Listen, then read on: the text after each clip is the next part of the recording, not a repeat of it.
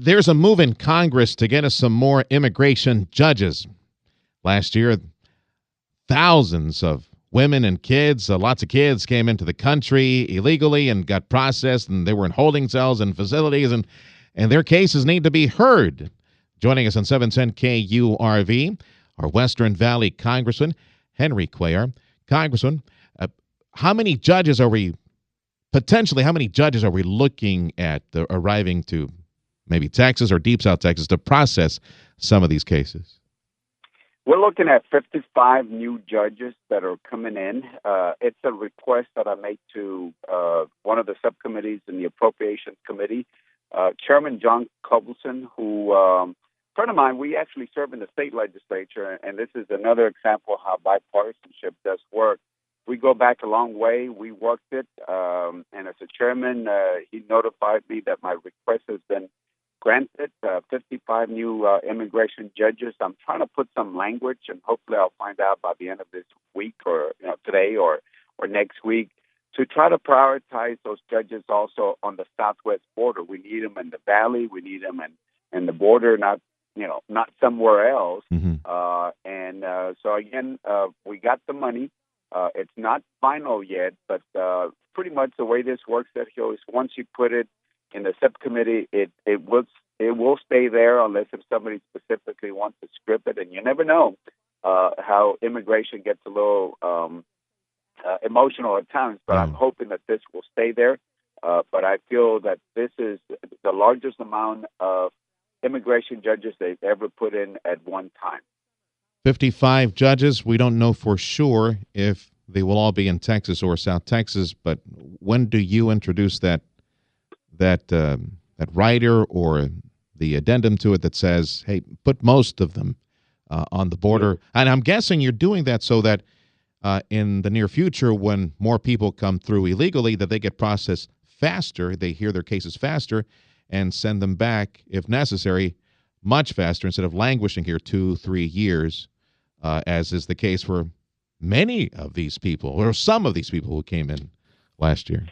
Well, today I have in about an hour, I have a phone call with the head of the Office of Immigration Review, which deals with these judges, and I'm going to tell them that that's going to be my preference. But sometimes people up here in D.C. don't really pay attention to what our needs are. So it won't be in writing, Congressman, right? You're going to be pressing these officials, say, look, send them there because you want to head off this situation as soon as it arrives. That's your argument, right?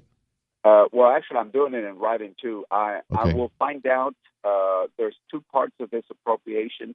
The money part has been put in. The rider part of it, I should find out either later today, or if I need to adjust it, it'll be sometime, hopefully next week.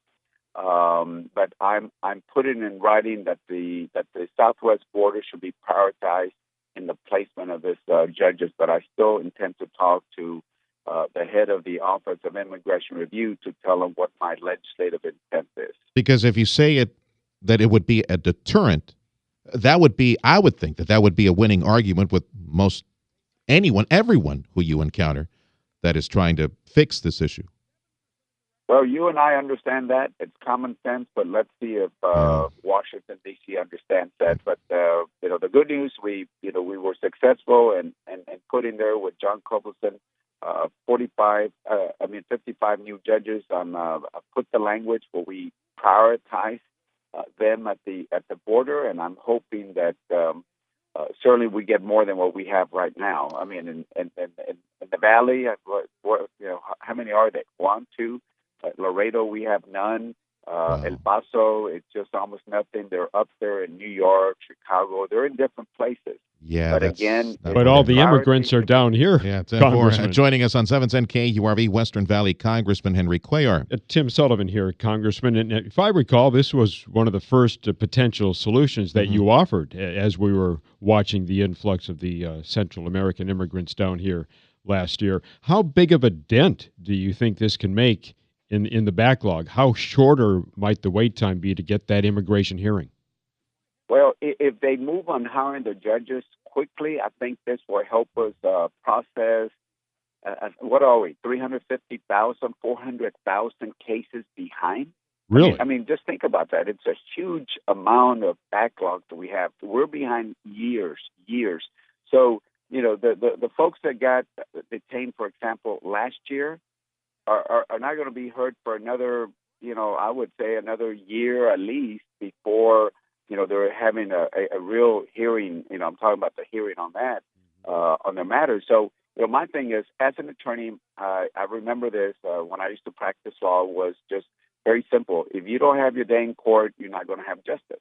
An immigration judge will make the decision. This person stays because they fit the criteria law, or this person has to go back. But we shouldn't have people wait in limbo. And you're absolutely right. Yeah, not in these right. detention centers that we have in Cotulla put the judges right there. Garden City. The judges, exactly. Yeah. Have where the people are, so, to process. Yeah, Can you run us briefly anyway through the process of how this works? Getting folks to, well, first of all, getting them an immigration attorney, and then getting them to court before a judge, and then what type of case is put forth before the judge, and then how long is that immigration hearing itself? Well, the way it works, it depends on what category you fall in. If you are unaccompanied kids, if you remember the process, that they're detained. They put ICE will turn them over to first Border Patrol, then ICE turns them over to HSS, Health and Human Services, and then they place them with a family or a foster home, and then they wait for the hearing. If you're a family unit, you're detained. You're given the el permiso, the notice to appear, and you're free to roam anywhere in the United States of America, whether it be Alaska or Hawaii, wherever. Well, why are some people free to roam, and why are some people being held in the detention centers? Because they're being processed before they're free to roam, I'm guessing, right? Right. Well, because they are still, some of them are still released, but now that we're getting those detention, like in Carnes and in Dilley, then they're saying, oh, we're not going to catch a release. And this is why, I find it interesting. Some people say, oh, it's inhumane stopping them and put them in detention centers. Well, it's all a matter of philosophy. If you want to have an open border, then just let everybody come in. I don't believe in open borders. I think we need to control our borders, and if somebody comes in, call them and give them a hearing as soon as possible so that decision can be made. All right, and it's still going to be a while, right, Congress? The law needs to pass first, and then somehow implemented over in the federal structure, and then they need to hire these people, and then train these judges, and then eventually implement. Realistically speaking, Congress, next year, okay, next year, another year. I mean, Secretary, you're absolutely right. Look, this is only the first part of the appropriations. The appropriation bill, final one. If I look history as an example, it's not going to pass to the end of the year. Then after it's passed, then the Office of Immigration Review has to hire judges, and by that time we're talking about sometime next year. So we're not going to see any backlog relief starting sometime next year. But at least we're putting 55 judges. If you look at the history, we've never added so many judges. We all talk about adding more Border Patrol. Yeah. Good. But this is part of the system that needs to be addressed. Right.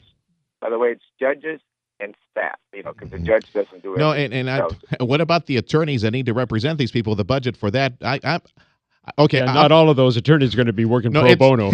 Well, yeah, that's true. Well, they all get a salary Some from do, the government. And anyway, Henry, thank you. We're out of time. That's Western Valley Congressman Henry Cuellar on 710 KURV.